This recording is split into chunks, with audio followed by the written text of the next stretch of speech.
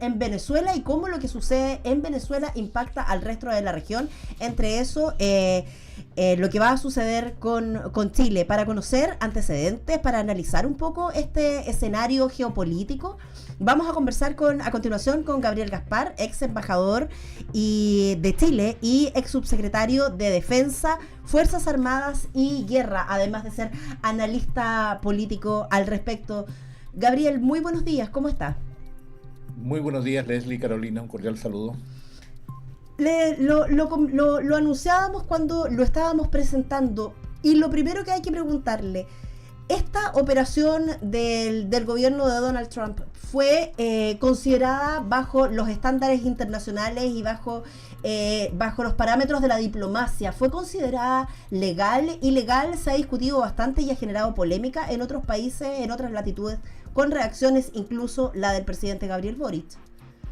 No, yo diría que la acción del bombardeo y posterior detenciones es absolutamente ilegal en el ámbito internacional. Eso está expresamente señalado en la Carta de Naciones Unidas, en la Carta de la OEA, en fin, no hay ningún documento que ampare esto, salvo la fuerza. Eso no quiere decir una opinión respecto a la situación interna de Venezuela, que también tiene sus bemoles, pero digamos que el uso unilateral de la fuerza está vedado. Y yo diría que en este caso, si me permiten, hay tres temas entrecruzados, y ese es quizás el problema del análisis. El primero tiene que ver con la condición de Nicolás Maduro, su detención, que es un punto que quizás es el más llamativo comunicacional, pero que crecientemente va a tener cada vez menos importancia dentro de la situación venezolana. El segundo es qué va a pasar en Venezuela, es lo que el propio Trump señaló, un gobierno de transición que va a ser supervisado por ellos, por Estados Unidos, ¿se entiende? Y en tercer lugar, las repercusiones políticas y geopolíticas que tú señalabas recientemente. Entonces, están estos tres temas entremezclados y es lo que estamos viviendo en estos días. Yo diría que además cada día van saliendo más datos. Por ejemplo, hoy día ya sabemos que hubieron alrededor de 100 muertos venezolanos y cerca de 35 cubanos, ¿no? en este ataque. Circulan también todo tipo de desinformación y por tanto será cosa de días de ir conociendo los detalles de esta operación. Sí, también incluso, perdón, pero ha sido condenado, usted señalaba la ilegitimidad de este ataque, incluso el partido de Jean-Marie Le Pen, que ha sido de Marine Le Pen, perdón, que ha sido muy crítica con el chavismo, incluso ella, su partido, ha criticado la acción norteamericana. Eso también señala o nos da luces de que no hay un consenso en el concierto internacional del apoyo del ataque de Donald Trump a Venezuela. Sí, yo diría que esto contribuye las distintas versiones que ha dado la administración estadounidense, ¿no? Porque en principio señaló que todo esto se debía al combate a las drogas, ¿no? Que ese era lo fundamental. Cosa que ya deja algunas dudas, porque el fuerte del combate a las drogas, o sea, del tráfico de drogas, que efectivamente es un mal que nos aqueja a todos y quién va a estar en contra de ello, pero ese se da por el Pacífico y por territorio continental, no por el Caribe. Pero de las drogas se pasó después al tema de un cambio de régimen, lo que está por verse también. Sí, porque el régimen después, no ha caído finalmente. Correcto. Y en tercer lugar se pasó a una versión ya un poco más desnuda, diciendo devuelvan nuestro petróleo. Con lo cual se amplió bastante la incertidumbre, porque ¿qué pasaría si el día de mañana frente a Talcahuano se instalara una flota de estas dimensiones y nos dijera devuélvanos el cobre? Claro. Claro. Y de hecho entonces, ha sido parte de los planteamientos que se ha leído en redes sociales, en la prensa, ha sido parte de los planteamientos que el comportamiento en el fondo de Estados Unidos sienta como una suerte de precedente, y avalarlo también nos pone en riesgo a toda la región o a todo el concierto internacional, como dice Leslie. Correcto, y es una pésima situación. Yo creo que aparte hay que trascender un poco, lo veo en las noticias, y aquí hay como una contradicción. Me refiero al segundo punto de cómo esto impacta a la región, porque lo que más vemos son las imágenes de Nicolás Maduro esposado, engrillado, en fin.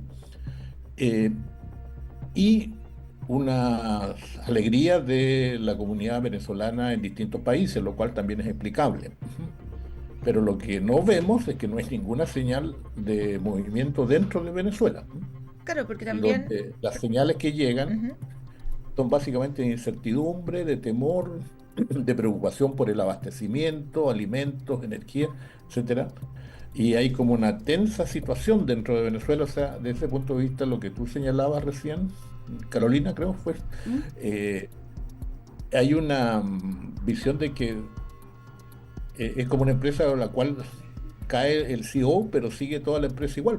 Claro. O sea, el régimen sigue igual. Claro, porque Entonces, además Daisy Rodríguez se convierte en presidenta de Venezuela.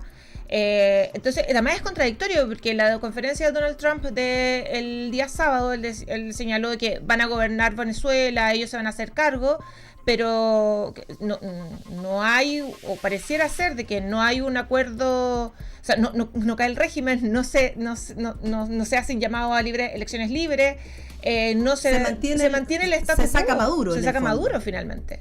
correcto, y agreguemos el otro dato.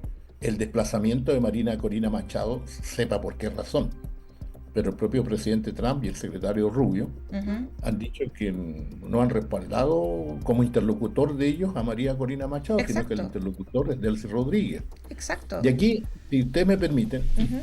cuando fue extraída, por decirlo así, del interior de Venezuela María Corina para recibir el premio Nobel, ¿Mm? Ujú. la sacó lo que llaman en Estados Unidos un contratista, que es un ex militar, ¿no? Que la habría llevado a una isla del Caribe y de ahí en un vuelo hacia Estados Unidos y de ahí a Oslo. Al parecerse la razón por la cual habría llegado atrasada a la ceremonia. Entonces la pregunta si fue a Estados Unidos, ¿qué conversó con las autoridades? Claro, yo voy a utilizar una frase muy coloquial. Esto está más ¿Ah? arreglado que fiesta de cumpleaños, porque la verdad es bastante extraño que Maduro, o sea, si bien hay un ataque, usted mencionaba más de 100 muertos, hay una destrucción evidente de ciertos puntos estratégicos en Venezuela, pero ¿por qué detener a Maduro y no a todos los miembros del régimen? ¿Por qué no forzar una caída? Estados Unidos es especialista en intervenciones militares y en despliegue de tropas. Y en golpes de Estado. Entonces uno se pregunta por qué no hacer uso de toda esa experiencia y hacer caer el régimen completo, sino que solamente tomar la decisión de sacar a Maduro. Pareciera ser que hay un acuerdo con Rodríguez y los demás mandos políticos del gobierno de Esa Venezuela. es una hipótesis, no tenemos elementos plenos para verificarla, pero hay otra hipótesis que yo tampoco es contradictoria, y es que la invasión de Irak, que es bastante parecida, Ujú. en términos porque Estados Unidos fue atacado por Bin Laden, le destruyó las Torres Gemelas, en fin, la masacre. Ujú. Y la sociedad americana entera le pidió venganza al entonces presidente Bush.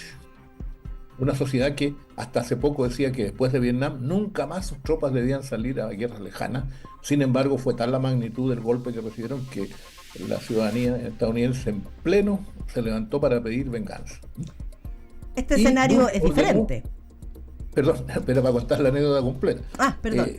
La, la reacción del gobierno de Bush fue pegarle a Saddam Hussein, que no tenía nada que ver con los ataques. ¿Por qué? ¿Por qué hizo eso? Porque con eso subió su popularidad y ganó las elecciones. En cambio, ¿qué es lo que tenemos acá? ¿Pero qué aprendieron ellos en Irak, malamente? Que disolvieron el ejército, disolvieron la policía, mataron a Saddam, etcétera, Ujú. y les quedó el vacío. Y se tuvieron que hacer cargo de un vacío y de un caos que les cortó miles de vidas de soldados americanos. Ujú. Y un caos que al final no pudieron manejar y se tuvieron que retirar, y en Irak quedó el vacío, surgió el estado del califato islámico, en fin, quedó el desastre. Ujú. Entonces esta vez, al parecer, ellos no quieren que quede el desastre en Venezuela en el sentido de que quede la ingobernabilidad completa. Y se darían cuenta, es una hipótesis, ¿no?, que la única posibilidad de que haya algún tipo de gobernabilidad es que llegara a algún tipo de acuerdo con lo que resta de chavismo, que no es poco al parecer.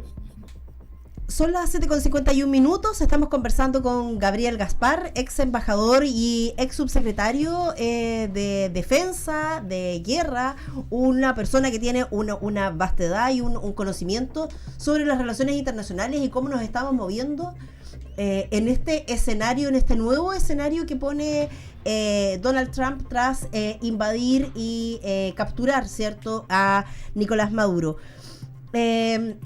Gabriel, ¿cómo queda la geopolítica latina? ¿Cómo impacta a Chile los movimientos que hubo este fin de semana?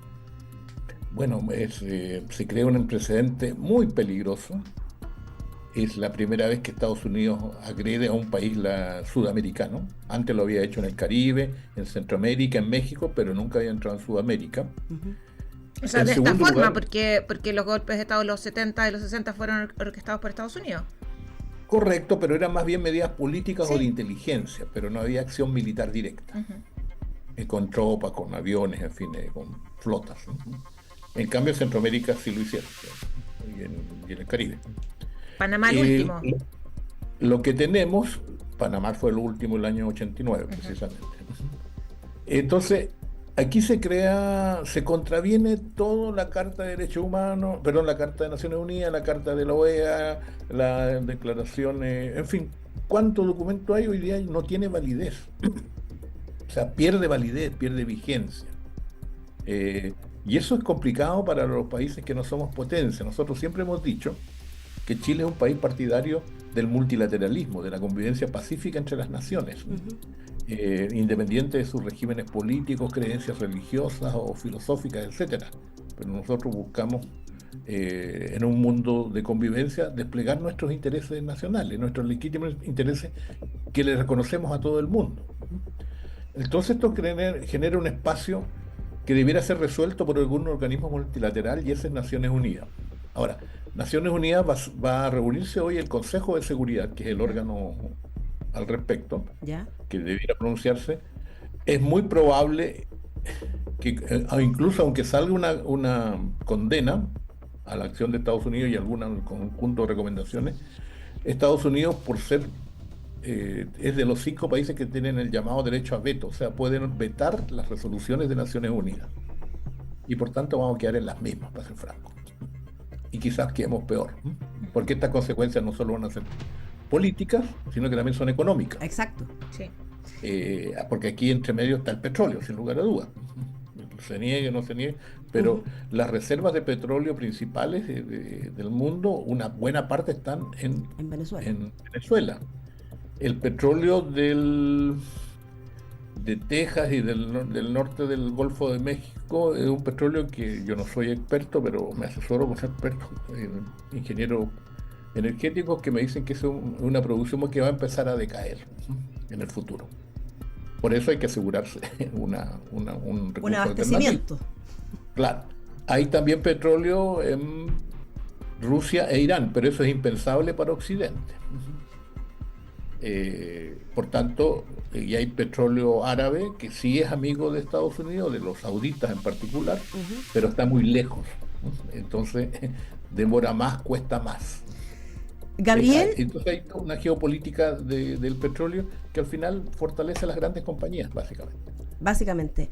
Gabriel, el ascenso de José Antonio Kast en Chile podría, con el vínculo que de hecho ha planteado el mismo José Antonio Kast, podría poner a Chile en un escenario distinto al de los otros países de la región. Bueno, es que la región tiene distintos, no hay una sola posición, ¿no? Yo quisiera aclarar. Hay un grupo de países, de los cuales el más grande, digamos, el de mayor estatura estratégica es Argentina, que, encabezado por el presidente Milei, se han declarado partidarios plenos de Estados Unidos en este y otros temas. Ahí está Paraguay, Ecuador, en fin. Es una alianza básicamente ideológica, digamos. Hablarlo derechamente, son partidos más bien conservadores o de derecha. Pero eso es un error, en mi opinión, porque las relaciones diplomáticas no son necesariamente ni razones ideológicas, ni menos personales. Se definen las relaciones por los intereses que cada país tiene. En el otro bando, tanto México como Brasil, Chile entre ellos, Uruguay, Colombia, España también se sumó, sacaron declaraciones críticas sobre esta acción. Entonces, no hay una unidad en este instante. ¿Vaya a cambiar? No lo sé, pero yo confiaría en que Chile mantuviese una política de Estado, que es que nosotros somos siempre partidarios del multilateralismo y somos enemigos por experiencia propia, ¿cierto?, de la injerencia en nuestros asuntos internos y particularmente la injerencia por la fuerza. Yo quisiera nombrar algunos episodios que pueden aparecer lejanos hoy día, pero en los años a mediados del siglo XIX, España trató de reconquistar sus colonias, como decían ellos. Y eso provocó la reacción de Ecuador, Perú, Chile y Bolivia, que juntos enfrentamos a la flota española. Estrictamente enfrentó Perú y Chile solamente, porque los demás países, los otros países no tenían flota. Y ahí viene, bueno, fue una vez que combatieron juntos del mismo bando Grau y Arturo Prat. Entonces Chile tiene una tradición de autonomía. Y las veces que no que hemos tenido fenómenos de alineamiento ha sido por la Guerra Fría, por peleas de superpotencias. Pero desde el punto de vista del estricto interés nacional chileno, y eso ha sido ratificado a lo largo por lo menos del siglo XX, Chile siempre ha buscado una política internacional basada en el multilateralismo. Estamos conversando con Gabriel Gaspar respecto al escenario geopolítico que nos pone la captura de Nicolás Maduro este fin de semana. En lo inmediato, Gabriel, ¿qué es lo que deberíamos esperar, lo que Chile debería esperar dentro de los próximos días, en las acciones sucesivas? Para hacer una prognosis de la semana, digamos. Vamos a estar saturados de imágenes, sobre todo los medios de comunicación occidentales, respecto al juicio en Nueva York y, digamos, de Maduro, esposado, etcétera, lo cual sirve mucho para la doméstica interna, la política doméstica norteamericana. Pero no tiene ningún impacto hoy día, porque Nicolás Maduro no es un actor político dentro de Venezuela hoy. Entonces, y eso se va a traducir en nosotros ya estamos viendo los canales nuestros que están instalándose en Brooklyn, más o menos. Sí. Y bueno, entonces vamos a tener una acción mediática más en New York que en Venezuela. Y en Venezuela vamos a tener unas tratativas muy opacas, por decirlo elegantemente, respecto a si se logra construir un acuerdo o un consenso en cómo manejar una salida política. No lo sabemos, solo conocemos lo que los actores nos quieren mostrar. Probablemente iremos conociendo también mayores detalles militares. Por ejemplo, en un principio esto se dijo que había sido sin provocar víctimas, y ya sabemos que hay muchas víctimas de un lado. El presidente Trump dijo que no había ninguna víctima norteamericana. No lo sabemos, ni probablemente no lo sepamos nunca. El presidente Trump de repente dice cosas que no son exactas. Cuando en su momento manifestó su intención en Panamá, dijo que Panamá lo construimos nosotros, o sea, los americanos, dijo. Y ahora son dueños los chinos y está custodiada por soldados chinos, lo cual es absolutamente inexacto. Jamás había un soldado chino en el canal de Panamá, pero así lo afirmó, y eso crea realidades. Exactamente. Y bueno, y en el caso chileno yo creo que estamos en un periodo de transición, de conformación de nuevas autoridades. Lo que yo esperaría, y eso ya es muy personal, que hay ciertos temas que son de Estado, no son políticos, no son de derecha, no son de izquierda, no son de los católicos, no de los protestantes, en fin, son de todos los chilenos, porque Chile es de todos los chilenos. Que esos temas que son básicamente la política exterior y la política de defensa quede en manos expertas, en manos que tengan visión nacional. Yo no dudo que cualquier gobernante quiere lo mejor para su país, independiente de sus convicciones. Exacto. Pero lo importante es tener gente que maneje, conozca y que no vaya a aprender, ¿cierto?, a esas altas posturas, porque allí se trabaja con objetivos de largo plazo. Y los chilenos tenemos que mantener esa tradición. Muchísimas gracias, Gabriel Gaspar, ex embajador y ex subsecretario de Defensa de Chile, por esta conversación. Vamos a ver cómo se va desarrollando esta nueva serie televisiva por el impacto que ha tenido, ¿verdad? Vamos a ver cómo se van desarrollando los hechos y cómo van impactando a nuestra región, así es que seguramente vamos a tener una nueva conversación. Que tenga un muy buen día. Bueno, muchísimas gracias, lo mismo por usted y a sus órdenes. Muchas gracias. Muchas gracias.